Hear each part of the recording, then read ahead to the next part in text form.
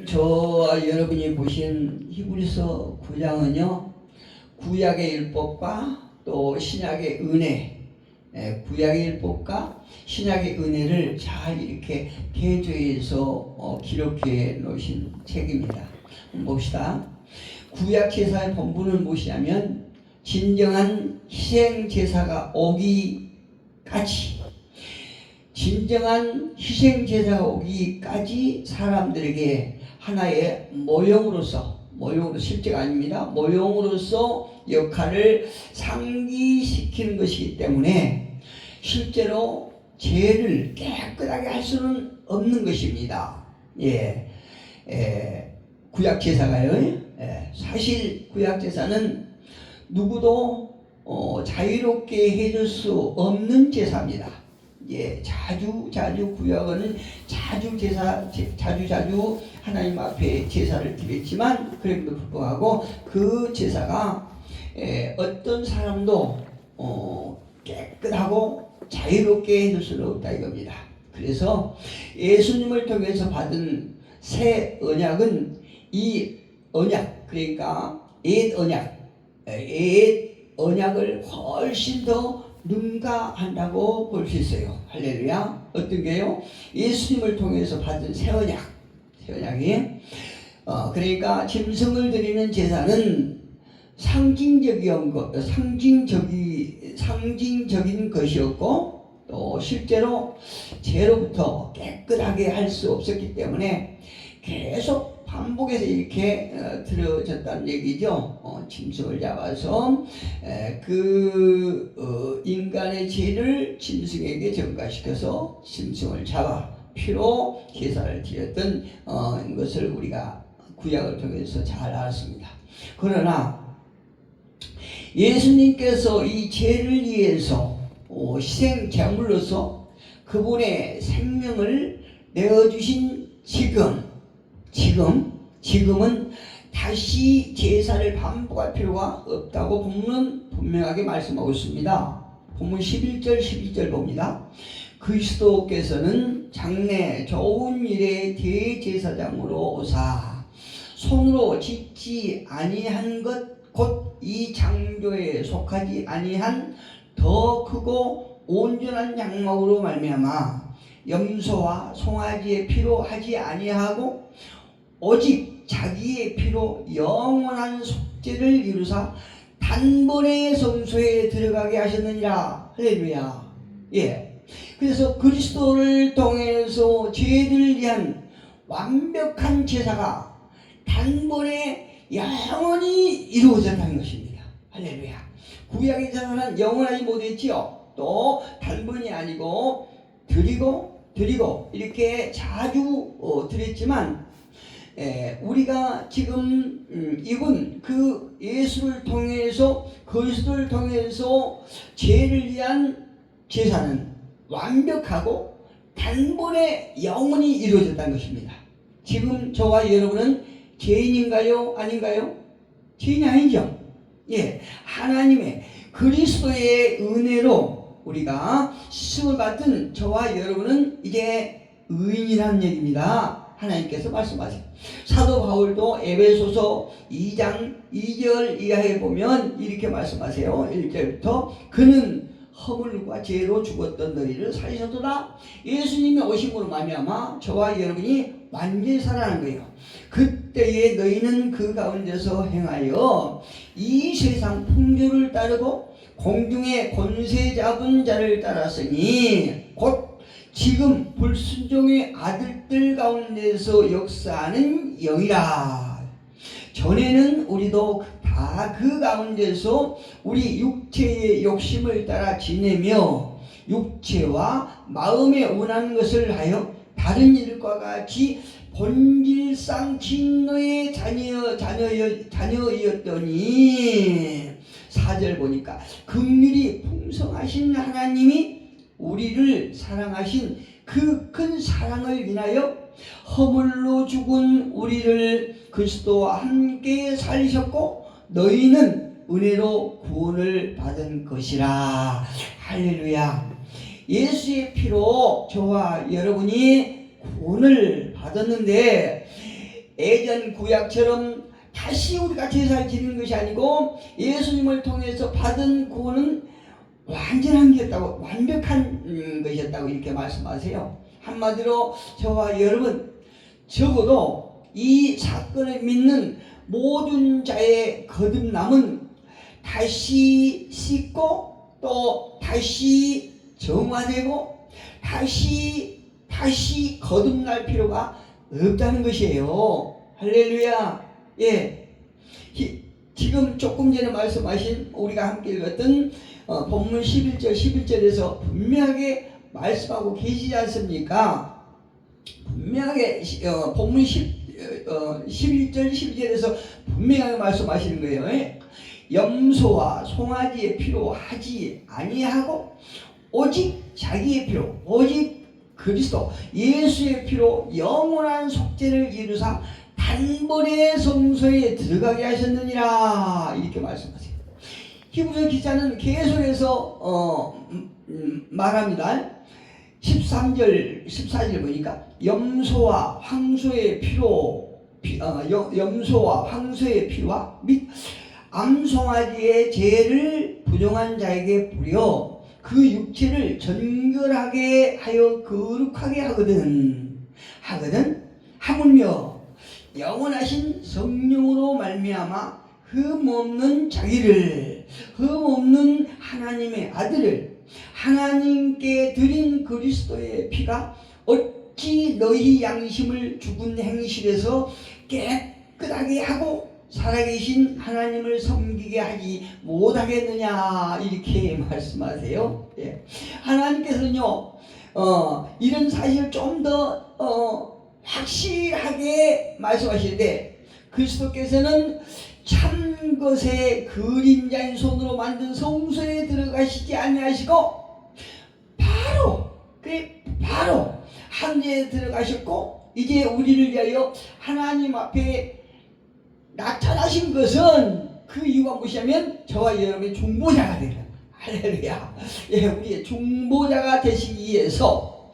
그런데 히브리서 9장 24절 이하에 보니까 이런 말씀하세요. 히브리서 9장 24절 이하에 보니까 그리스도는 참 것의 그림자인 손으로 만든 성소에 들어가지 아니하시고 바로 그 하늘에 들어가서 이제 우리를 위하여 하나님 앞에 나타나시고, 25절 보니까 대제사장이 해마다 다른 것의 피로써 성소에 들어가는 것 같이 자주 자기를 드리려고 아니하실지니 그리하면 그가 세상을 창조한 때부터 자주 고난을 받아야 할 것이로되, 예수님께서 제물이 되셨는데 구약의 제도를 따르면 오래 고난을 받고 인간들의 죄를 위해서 죽으셨어요. 그런데 구약의 제도를 따르면 내년에 또 내년에 또 죽어야 돼.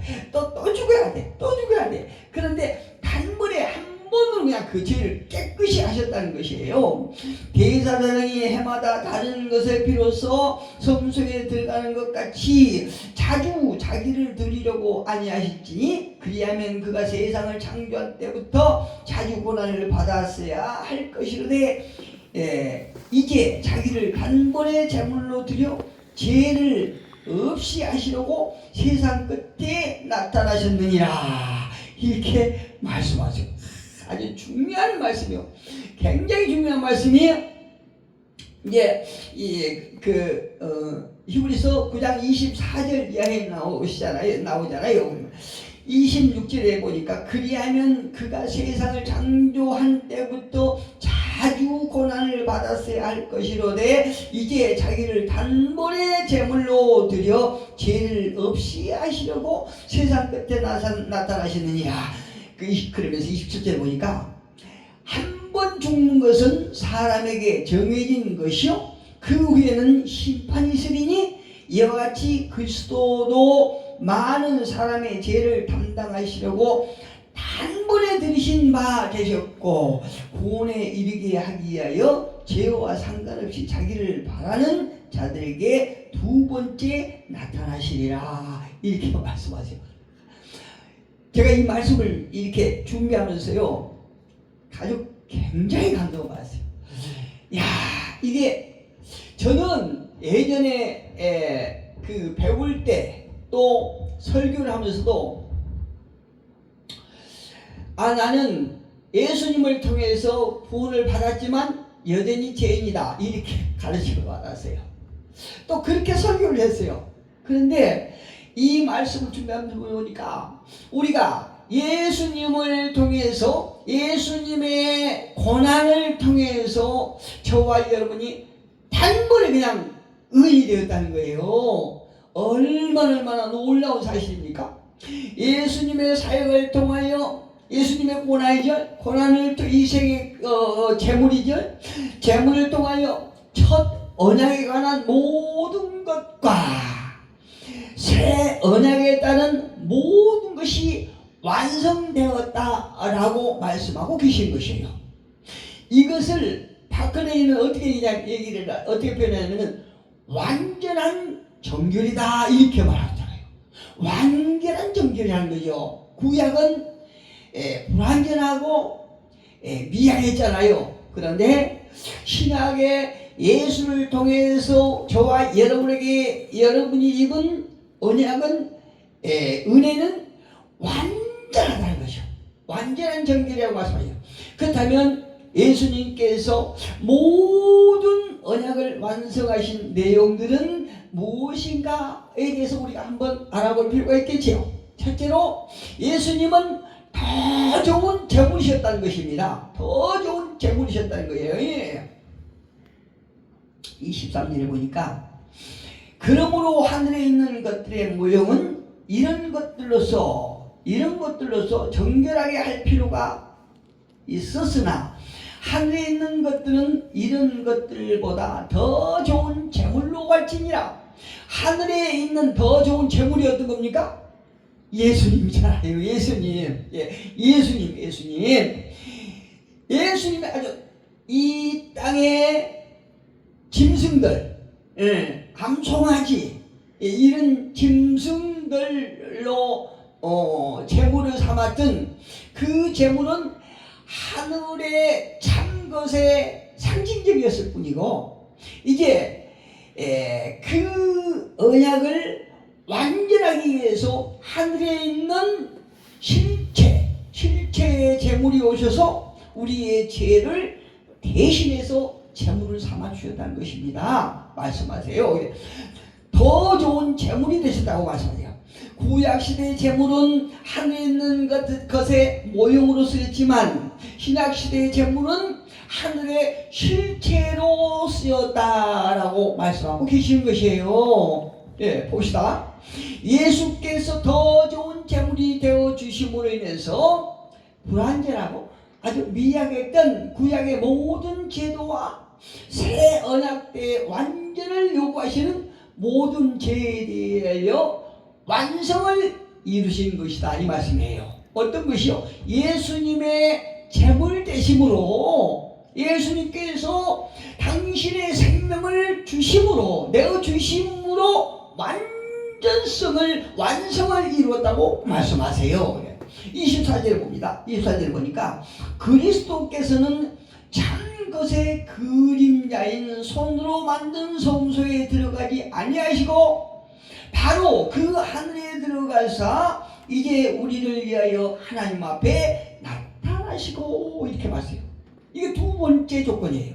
예수님은 모든 언약을 완성하시기 위해서 그림자에 불과한 땅의 성소에 들어가지 아니하시고 실체요 본체인 하늘 성소에 그러니까 손으로 만들지 아니한 하늘 성소 하나님 앞에 나타나셨다 이렇게 말씀하고 계신 것이요.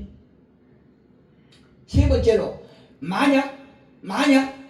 만약에 예수님께서 구약 제도를 따랐다고 하면 그 짐승을 잡았던 것처럼 이번에 대속죄 날에 예수님이 죽으셨어요. 구약 제도를 따랐다고 그러면 죽으셨어요. 그런데 그 다음 대속죄에 또 죽으셔야 돼. 그렇잖아요.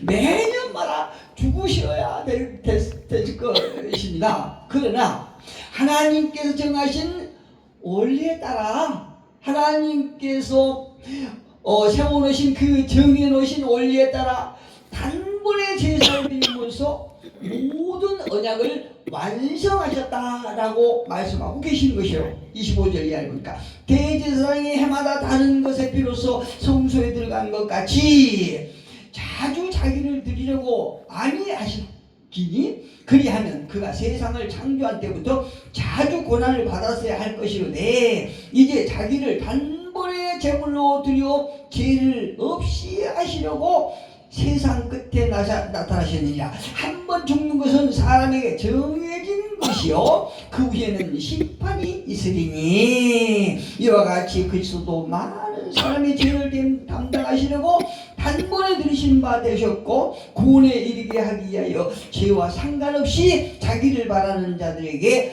두 번째 나타나시리라. 이렇게 말씀하고 계십니다. 왜 그렇게 하셨을까? 왜 그렇게 하셨을까?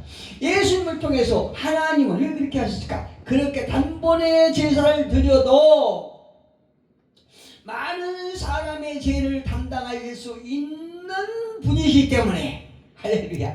누가? 예수님이 구약에는 짐승은 그렇게 할 수 없는 제물이지만 신약의 제사는 단번에 이분을 통해서 이분이 제물을 삼아서 모든 많은 사람들의 죄를 담당하실 수 있는 충분한 분이시기 때문에 그렇게 했다는 것입니다. 28절에 그렇잖아요. 28절.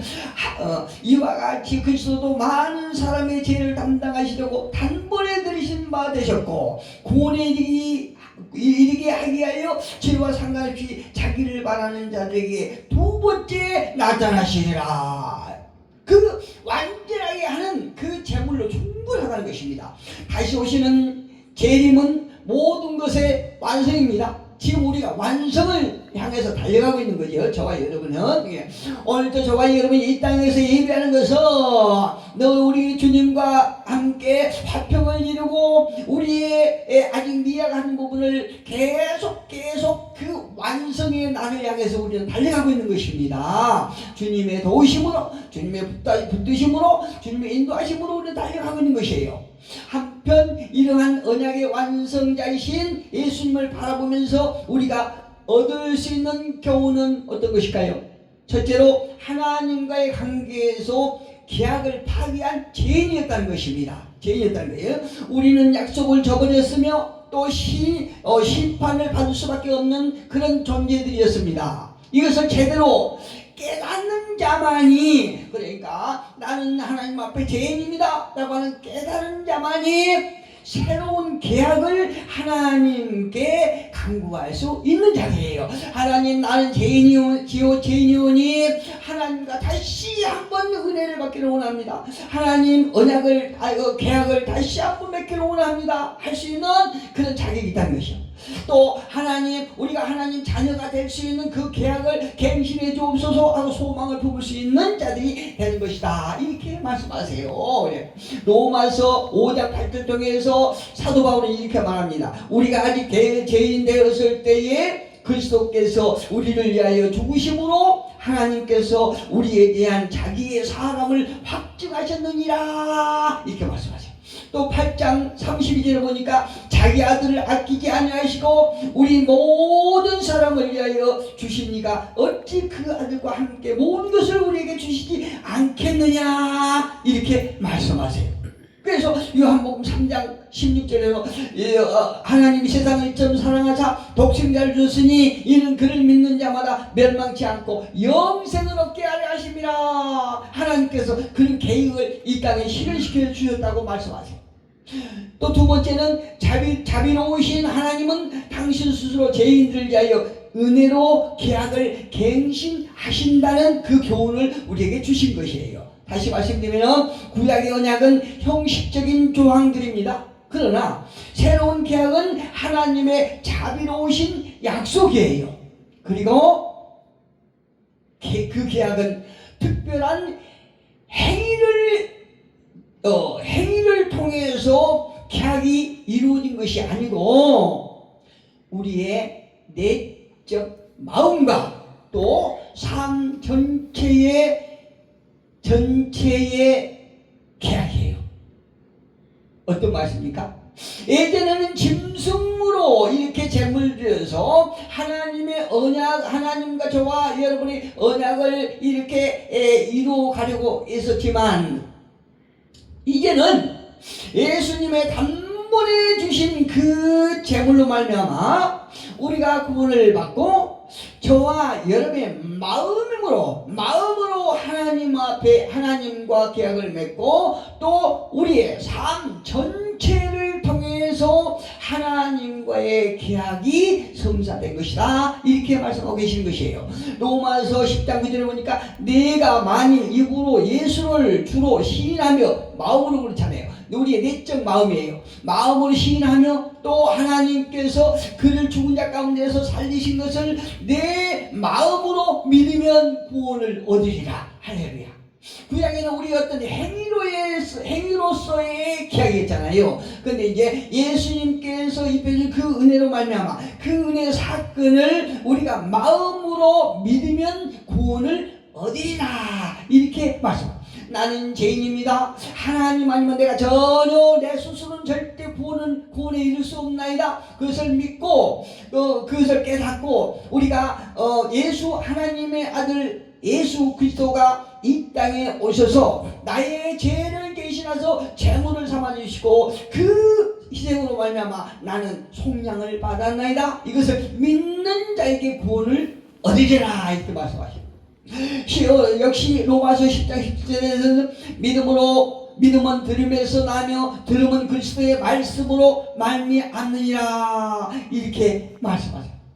그렇다면 구원받은 저와 여러분은 여러분의 삶을 어떠해야 될까요? 로마서 12장